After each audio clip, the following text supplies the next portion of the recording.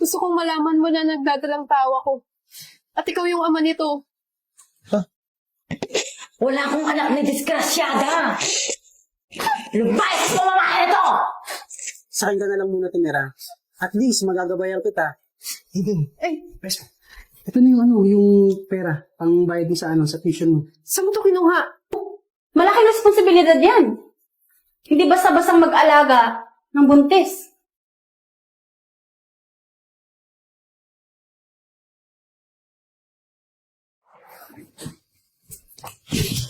Sir, Ano ba?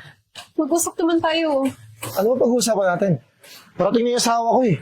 Sir, saglit lang. Importante lang talaga. Gano'n ba ka-importante yan? Gusto kong malaman mo na nagdadalang tawa ko. At ikaw yung ama nito. Eden, alam mo, estudyante kita. Professor ako dito. Hindi ka pwedeng panagutan yan. Mawawala na ng lisensya. At saka pwede ka rin ma-expel. Pero sir, pag nalaman to ng nanay ko, hindi niya to tatanggapin. Lalo na walang amang tatayo dito sa magiging anak ko. Eden, hindi ko kasalanan. Kasi ikaw yung lumapit sa akin eh. Ikaw yung nangangailangan sa akin. Dahil gusto mong makapasa. Sir, sige na. Please lang. Eden, ano ba? Ano to? Hindi naman ako sigurado na akin yan eh. Paano hindi? Eden, mabuti pa umalis ka na. Baka buta pa tayo ng asawa ko. Sir, sige na. Ano ba, Please Eden? lang. Baka mabutan ako ng asawa ko. Hi, love. Ay, love. Anong ginagawa mo dito? Tsaka, bakit umiyak tong estudyante mo? Yan kasi, hindi masyadong mag-aaral eh. Bumagsak. Nagmamakaawa sa akin. Love, kawawa naman. Baka pagbigyan mo na. Pasa mo na. Oo. Sige, Eden. Sa susunod, mag-aral ka. Ngayon, ipapasa kita, pero galingan mo sa susunod school, ha? O sige na, alis na kami. Gal ka mabuti, ha?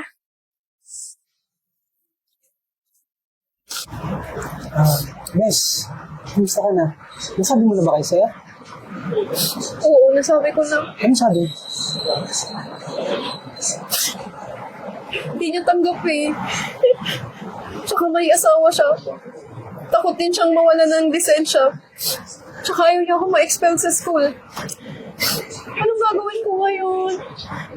Ba't kaya, Bes, hindi mo na lang sabihin sa mama mo kung ano sitwasyon mo ngayon? Para at least, alam niya, maintindihan ka niya. Hindi ko kaya eh. Sigurado ako, Besh, na pag sinabi ko to, hindi niya matatanggap. Lalo na walang amang tatayo dito sa magiging anak ko. So, paghihintuin niya ako sa pag-aaral. Yes, eto lang masasabi ko. Kung ano pa man ang mangyayari, huwag kang mag-alala. Nandito ako para sa'yo. Susubukang sabihin kay Mama. Hi, Ma. Uy, may mangga. Paborito ko to. Aba? Ma, ba't ganyan yung bago? Ang baho! Sinong ama? Ha? Ano? Sinong ama?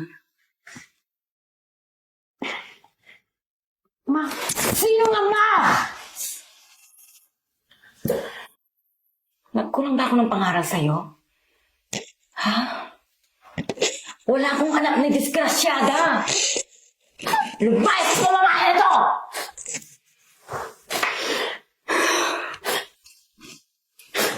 Sorry na. Gusto ko na nagawa ko, Eden? Ano bang nagawa ko sa'yo? sabihin sa'yo. May napagtis ako.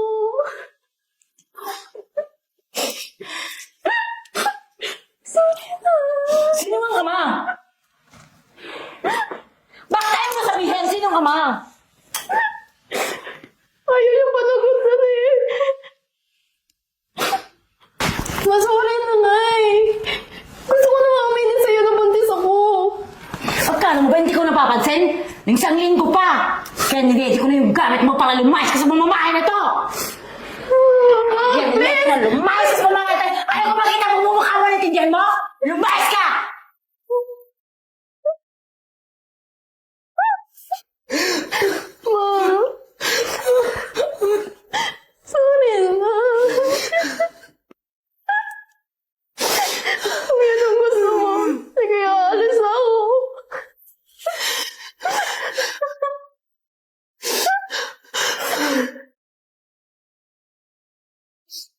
Besh, asan ka na? Hindi ka sumasagot eh. Bes, ano na? Kamusta? Ano nangyari? Sinabi ko na kay mama ang lahat. Ano sabi niya? Hindi niya tanggap. Kinakaya niya ako kasi diskresyana ako. Sinabi mo ba kung sino yung ama? Hindi ko sinabi kasi kapag sinabi ko yun, siguradong didemandahan niya ng kaso si sir. So paano yan? Saan ka pupunta niyan? Saan ka tutuloy niyan? Hindi mo alam, wala akong pera, wala ako lahat. Pinalayas niya ako. Bes, ganito na lang. Kung gusto mo, sa akin ka na lang muna tumira. At least, magagabayan kita. Ngayon, kung wala kang pera, kung wala kang kumunang pang tuition, didiskarte ako para sa'yo. Okay lang ba sa'yo yun? Hindi ba ako nakakaabala sa'yo? Bes, huwag mong isipin yun. Mag-best friend tayo, di ba? Walang iwanan dapat. Okay? Salamat ah. Okay lang.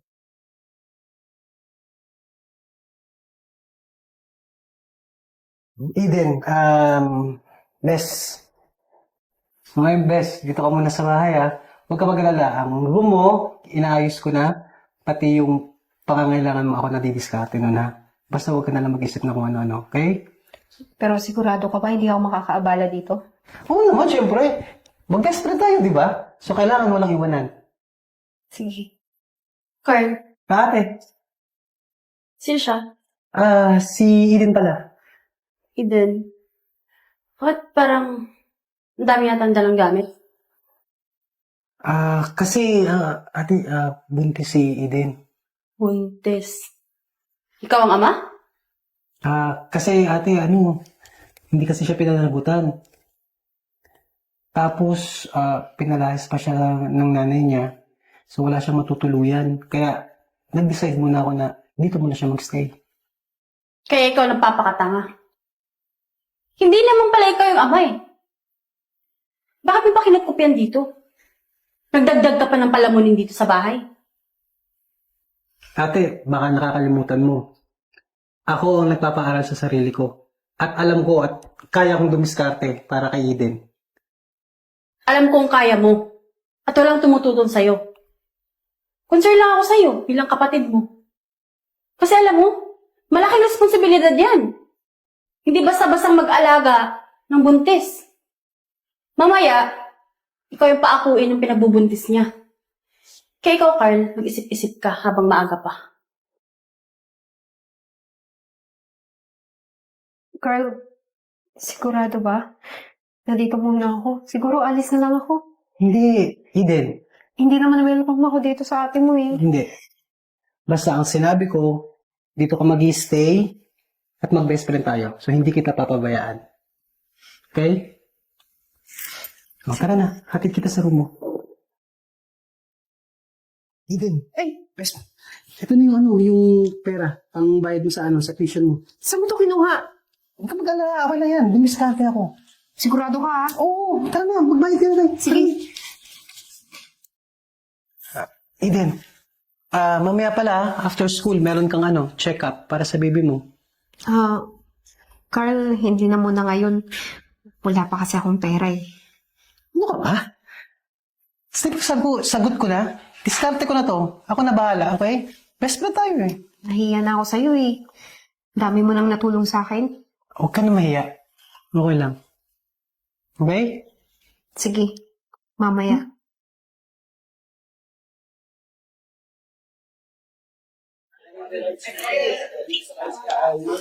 Bakit ka nakipagkita sa akin?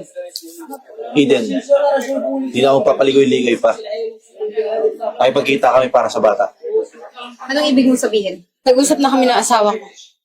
Sinabi niya sa akin kung ano yung nangyari sa'yo. Bibigyan ka namin ng kondisyon. Pag-aaralin ka namin. Kami gagastos sa pagbubuntis mo hanggang sa makapanganak ka. At hanggang sa makatapos ka. Kapalit nun, kukunin namin yung anak mo. Ikaw, siya naman yung tatay eh. Di ba yun naman yung gusto mo? Hindi ako papayag. Akala niyo papayag ako. Eden, para naman to sa'yo eh. Para na rin matuloy yung pangarap mo. Tsaka ano ba bang gusto mo? Panagutan ka ng asawa ko? May asawa siya. Oh. Teka lang. Hindi naman kami papayag yan. Sa inyo mapupunta yung bata. Bakit? Sino ka ba? Best friend ko siya. Siya yung sumalo sa akin. Nung mga panahong kailangan kita. Yung durog na durog ako. Di ba pinagtabuyan mo ko? Yun na nga, di ba? Binibigay na namin yung gusto mo. Ano bang kailangan mo sa asawa ko? Hindi naman kayo magkarelasyon ah. Nabuntis ka lang. Kaya nga pananagutan eh. Kukunin namin yung bata. Wala kayong karapatan na kunin ng bata. Hindi kayo pwedeng managot dahil ako ang mananagot sa bata. Pakakasalan ko siya dahil mahal ko si Eden. Narinig nyo na. Pakakasalan ko si Eden at wala na kayong magiging karapatan sa bata. Pwede ba? Umalis na nga kayo.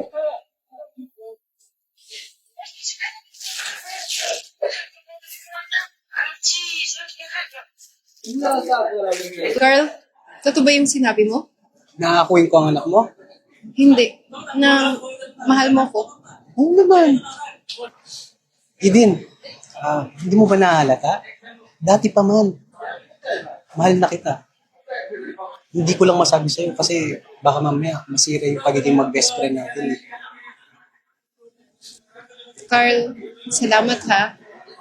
Ang totoo, mahal din naman kita eh. So, pakakasalan mo ako? Oo naman. Huwag ka mag-alala, Eden.